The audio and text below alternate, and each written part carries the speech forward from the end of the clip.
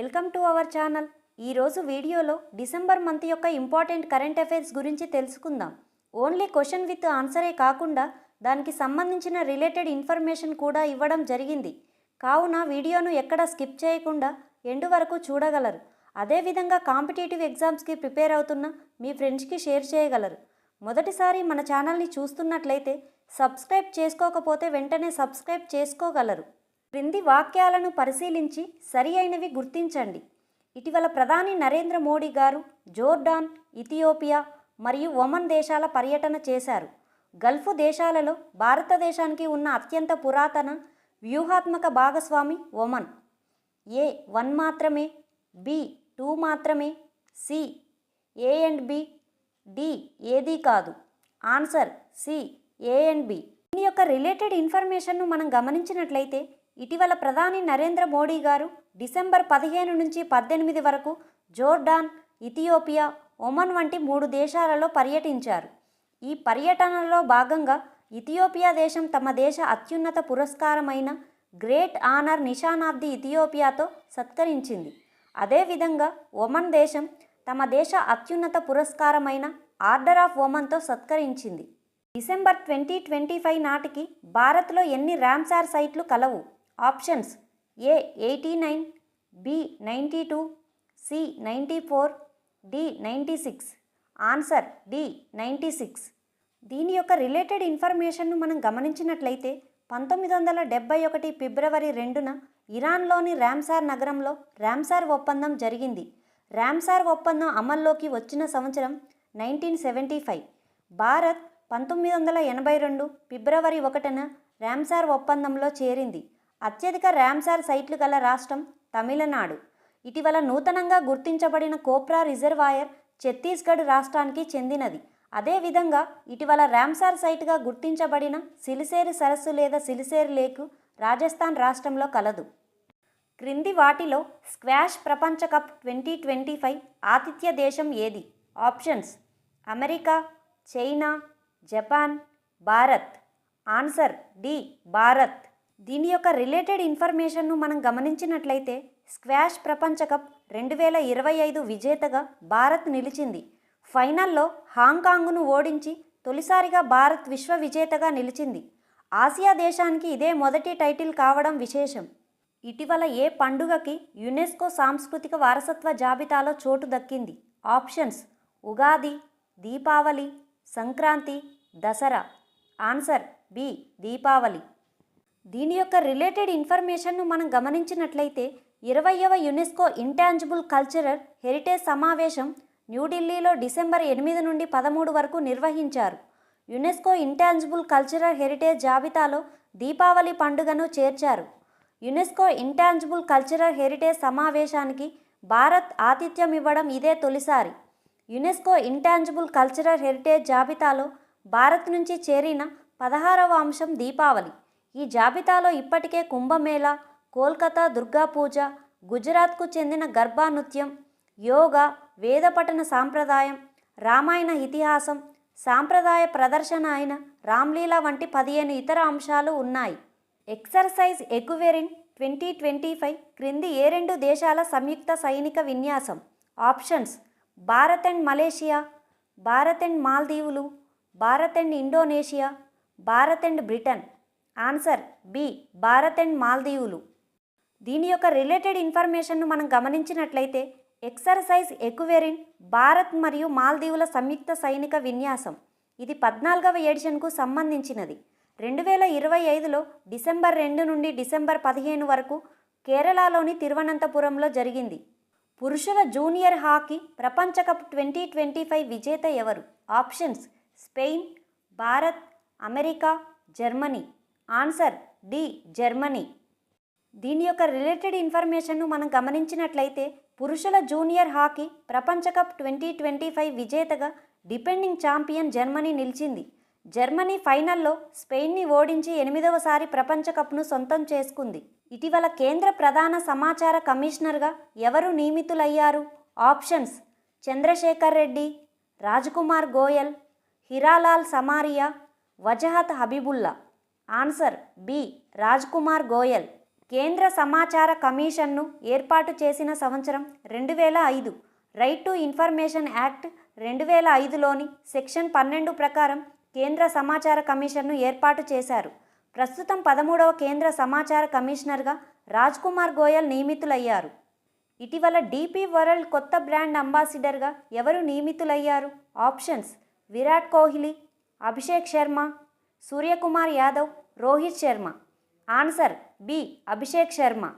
దీని యొక్క రిలేటెడ్ ఇన్ఫర్మేషన్ను మనం గమనించినట్లయితే ఇటీవల డీపీ వరల్డ్ కొత్త బ్రాండ్ అంబాసిడర్గా భారత క్రికెట్ యువ సంచలనం అభిషేక్ శర్మ నియమితులయ్యారు. దీనితో ఆయన క్రికెట్ లెజెండ్ అయిన సచిన్ టెండూల్కర్ మరియు గోల్ఫర్ టామీ ఫ్లీట్వుడ్ వంటి ప్రస్తుత ప్రపంచ రాయబారులతో చేరారు. భారత్ క్రింది ఏ దేశంను వెనక్కి నెట్టి ప్రపంచంలోని అతిపెద్ద 4వ ఆర్థిక వ్యవస్థగా అవతరించింది? Options: Germany, America, China, Japan. Answer D, Japan. దీని యొక్క రిలేటెడ్ ఇన్ఫర్మేషన్ను మనం గమనించినట్లయితే ప్రపంచంలోనే 4వ అతిపెద్ద ఆర్థిక వ్యవస్థగా భారత్ అవతరించింది. $4.18 ట్రిలియన్ జపాన్ను వెనక్కి నెట్టి ఈ ఘనత సాధించింది. ప్రపంచంలోని మొదటి 3 అతిపెద్ద ఆర్థిక వ్యవస్థ దేశాలైన అమెరికా, చైనా, జర్మనీ తర్వాత స్థానాల్లో భారత్ నిలిచింది. ఇటీవల క్రింది ఏ దేశంలో యూదులపై ఉగ్రదాడి జరిగింది? ఆప్షన్స్: పాలస్తీనా, France, Israel, Australia. Answer D, Australia. దీని యొక్క రిలేటెడ్ ఇన్ఫర్మేషన్ను మనం గమనించినట్లయితే ఆస్ట్రేలియాలోని సిడ్నీలో బోండీ బీచ్లో చానుకా బైదసి కార్యక్రమాన్ని యూదులు జరుపుకుంటున్న సమయంలో వారిపై 2 ఉగ్రవాదులు కాల్పులకు తెగబడ్డారు. ఈ ఘటనను భారత ప్రధాని నరేంద్ర మోడీ గారు, ప్రపంచ దేశాల నేతలు ఖండించారు. ఇటీవల క్రింది ఏ నదిపై హైడ్రోజన్ ఇంధనంతో నడిచే తొలి స్వదేశీ పడవను ప్రారంభించడం జరిగింది? ఆప్షన్స్: గోదావరి నది, బ్రహ్మపుత్ర నది, గంగా నది, కావేరీ నది. ఆన్సర్ సి, గంగా నది. దీని యొక్క రిలేటెడ్ ఇన్ఫర్మేషన్ను మనం గమనించినట్లయితే హైడ్రోజన్ ఇంధనంతో నడిచే తొలి స్వదేశీ పడవను భారత్ డిసెంబర్ 2025 వారణాసిలో గంగా నదిపై ప్రారంభించింది.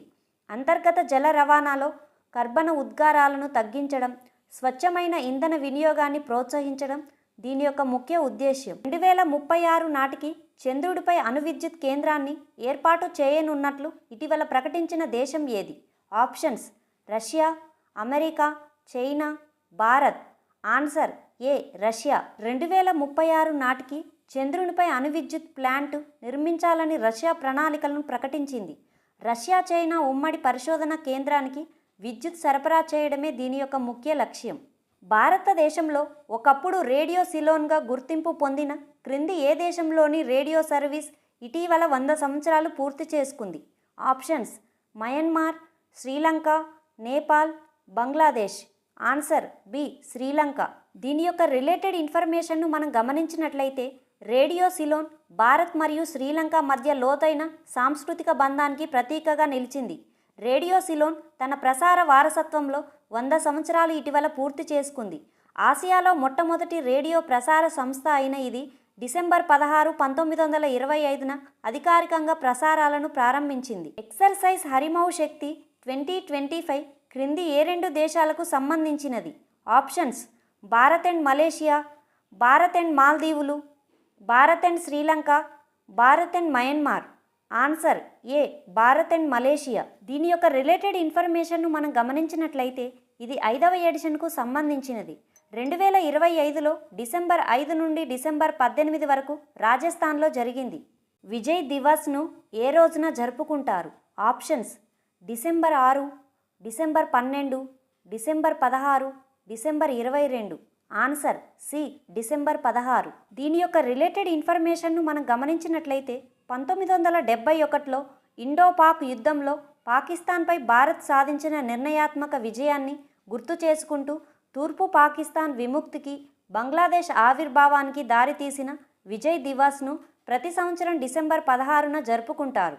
అదేవిధంగా డిసెంబర్ 1న ప్రపంచ ఎయిడ్స్ దినోత్సవం, డిసెంబర్ 5న ప్రపంచ నేలల దినోత్సవం, డిసెంబర్ 10న మానవ హక్కుల దినోత్సవం, డిసెంబర్ 22న నేషనల్ మ్యాథమెటిక్స్ డేగా జరుపుకుంటారు. క్రింది వాక్యాలను పరిశీలించి సరి అయినవి గుర్తించండి.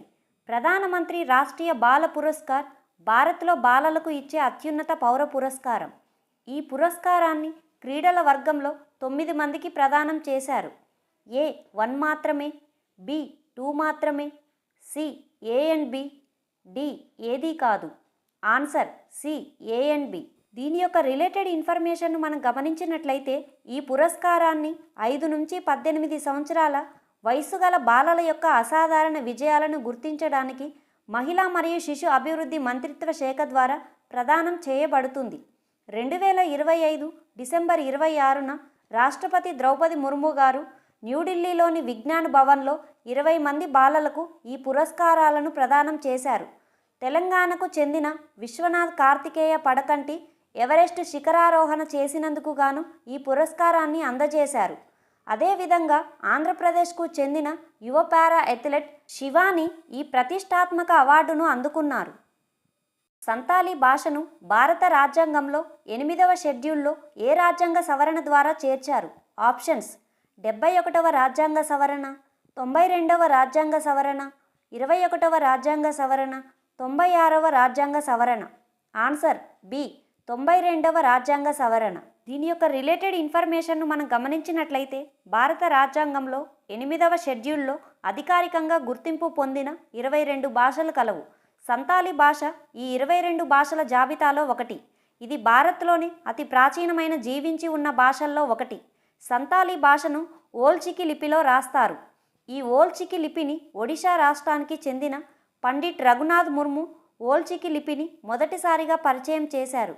డిసెంబర్ 2025లో రాష్ట్రపతి ద్రౌపది ముర్ము గారు సంతాలీ భాషలో రాజ్యాంగాన్ని విడుదల చేయడంతో ఇది వార్తల్లో నిలిచింది. ఇటీవల పెసా మహోత్సవం 2025లో భాగంగా క్రింది వానిలో కొత్తగా ఏర్పాటు చేయబడిన కార్యక్రమాలు ఏవి? ఆప్షన్స్ పెసా ఇండికేటర్, పెసా పోర్టల్, ఆదివాసీ భాషల్లో శిక్షణ మాడ్యూల్స్, పైవన్నీ. ఆన్సర్ డి పైవన్నీ.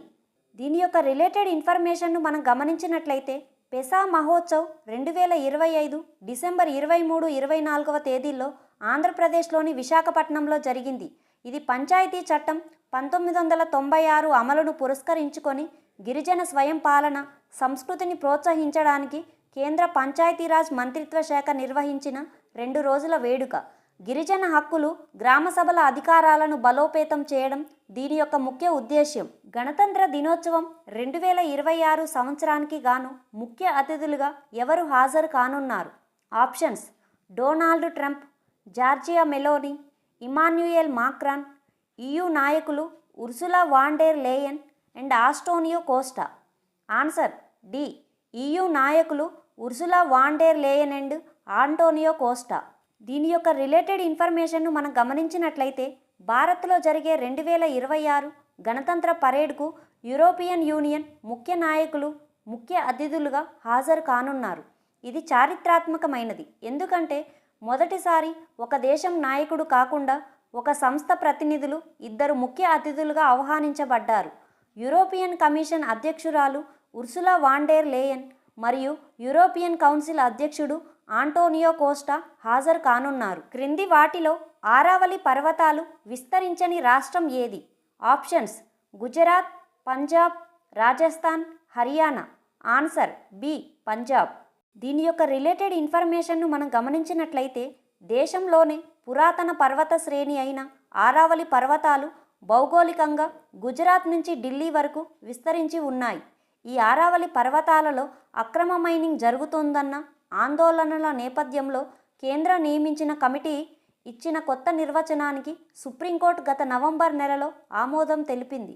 కొత్త నిర్వచనం ప్రకారం ఆరావళి పరిధి జిల్లాలుగా గుర్తించిన ప్రాంతాల్లో 100 మీటర్లు అంతకు మించి ఎత్తైన కొండలు, వాటి సమీపంలోని ఎత్తుపల్లాల భూములు ఆరావళి నిర్వచనం ప్రకారం ఆరావళి పరిధిలోకి వస్తాయి. ఒకదానికొకటి 500 మీటర్ల దూరంతో 2 అంతకంటే ఎక్కువ సంఖ్యలో ఉండే కొండలను ఆరావళి శ్రేణికి చెందినవిగా పరిగణిస్తారు. ఈ కొత్త నిర్వచనాన్ని పర్యావరణ కార్యకర్తలు, శాస్త్రవేత్తలు తీవ్రంగా వ్యతిరేకించారు. ప్రస్తుతం ఇచ్చిన ఈ కొత్త నిర్వచనం ఇవ్వడంపై తీవ్ర దుమారం రేగుతున్న నేపథ్యంలో సర్వోన్నత న్యాయస్థానం గత నవంబర్ నెలలో వెలువరించిన తీర్పును తనకు తాను సుమోటోగా తీసుకొని నిలిపివేశారు. తదుపరి విచారణ పెండింగ్లో ఉంది. 2026-27 ఆర్థిక సంవత్సరం నుండి రోలింగ్ బడ్జెట్ ఫ్రేమ్వర్క్ను ప్రవేశపెట్టనున్న భారతదేశపు మొట్టమొదటి రాష్ట్రం ఏది? Options: Bihar, Maharashtra, Madhya Pradesh, Andhra Pradesh. Answer C, Madhya Pradesh. సాంప్రదాయక ఏటా బడ్జెట్కు భిన్నంగా నిరంతర నవీకరణ చేసే బడ్జెట్ విధానం ఇది. ఇందులో ప్రస్తుత ఆర్థిక సంవత్సరం బడ్జెట్తో పాటు ముందు 2 లేదా 3 సంవత్సరాలకు సూచనాత్మక అంచనాలను తయారు చేస్తారు. ఆర్థిక పరిస్థితులు, పనితీరు మారినప్పుడు దీన్ని క్రమం తప్పకుండా సవరిస్తారు. ఇది మధ్యకాలిక ప్రణాళికను మెరుగుపరుస్తుంది, ఆర్థిక క్రమశిక్షణను పెంచుతుంది మరియు దీర్ఘకాలిక అభివృద్ధి లక్ష్యాలకు అనుగుణంగా ఉంటుంది. మధ్యప్రదేశ్లో rolling budget.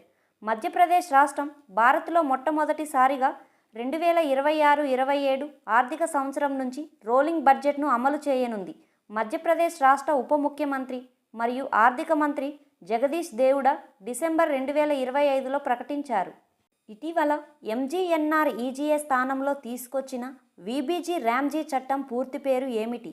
Options: Bharat Gramin Rozgar Yojana, Viksit Bharat guarantee for Rozgar and Ajeevika mission Gramin, Viksit Bharat గ్రామీణ అభివృద్ధి, Viksit Bharat rural employment guarantee act. Answer B, Viksit Bharat guarantee for Rozgar and Ajeevika mission Gramin. దీని యొక్క రిలేటెడ్ ఇన్ఫర్మేషన్ను మనం గమనించినట్లయితే Viksit Bharat guarantee for Rozgar and Ajeevika mission Gramin ఇది మహాత్మా గాంధీ జాతీయ గ్రామీణ ఉపాధి హామీ చట్టం ఎంజీఎన్ఆర్ఈజీఏ 2005ను భర్తీ చేసే కొత్త చట్టం. దీని యొక్క ప్రధాన ఉద్దేశం ఏమిటంటే వికసిత్ భారత్ 2047 లక్ష్యానికి అనుగుణంగా గ్రామీణ ప్రాంతాల్లో ఉపాధి మౌలిక సదుపాయాలు మరియు ఆస్తులను సృష్టించడం. ప్రధాన మార్పు ఏమిటంటే ఎంజీఎన్ఆర్ఈజీఏతో పోల్స్తే ఉపాధి హామీ రోజులు 100 నుంచి 125 రోజులకు పెంచడం. ఇది కేంద్ర ప్రాయోజిత పథకం. సాధారణ రాష్ట్రాలకు 60:40గా, హిమాలయ రాష్ట్రాలకు 90:10గా ప్రకటించారు. నీటి పరిరక్షణ, అటవీకరణ, రోడ్లు వంటి దీర్ఘకాలిక ఆస్తుల సృష్టిపై ఫోకస్ ఉంచడం జరుగుతుంది. సోమాలియా దేశం నుండి విడిపోయి ప్రత్యేక దేశంగా ప్రకటించుకున్న సోమాలిల్యాండ్ను స్వతంత్ర దేశంగా అధికారికంగా ఇటీవల గుర్తించిన మొదటి దేశం ఏది? ఆప్షన్స్: పాలస్తీనా, Ethiopia, Italy, Israel. Answer D, Israel. దీని యొక్క రిలేటెడ్ ఇన్ఫర్మేషన్ను మనం గమనించినట్లయితే సోమాలియా దేశం నుంచి విడిపోయిన సోమాలిల్యాండ్ను ఇజ్రాయిల్ అధికారిక స్వతంత్ర దేశంగా ఇటీవల గుర్తించింది. డిసెంబర్ 26, 2025న ఇజ్రాయిల్ ప్రధాని బెంజమిన్ నెతన్యాహు ఈ ప్రకటన చేశారు. ఇది అబ్రహాం అకార్డ్ స్ఫూర్తితో జరిగిందని, 2 దేశాల మధ్య పూర్తి దౌత్య సంబంధాలు, రాయబార కార్యకలాపాలు ఏర్పాటు చేస్తామని తెలిపారు. సోమాలిల్యాండ్ అధ్యక్షుడు అబ్దీ రెహమాన్ మహమ్మద్ అబ్దుల్లాహి దీన్ని చారిత్రాత్మక క్షణమని స్వాగతించారు. ఇటీవల క్రింది ఏ దేశం ప్రపంచంలోకెల్లా అత్యంత పొడవైన ఎక్స్ప్రెస్ వే సొరంగాన్ని ప్రారంభించింది? Options: Russia, North Korea, China, America. Answer C, China.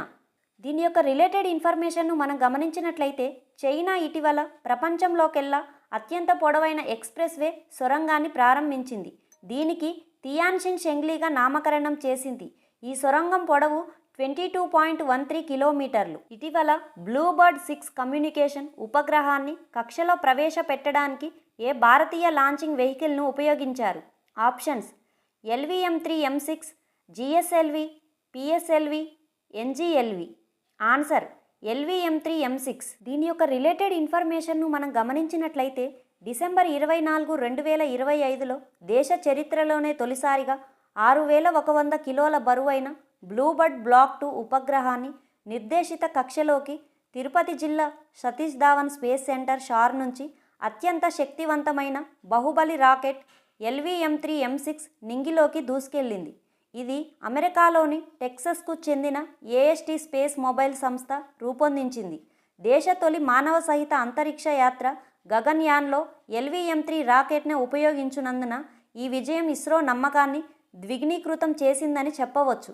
Video నచ్చితే లైక్ చేసి మరిన్ని ఇలాంటి ఇన్ఫర్మేటివ్ వీడియోస్ కోసం మన ఛానల్ని సబ్స్క్రైబ్ చేసుకోగలరు. Thank you for watching.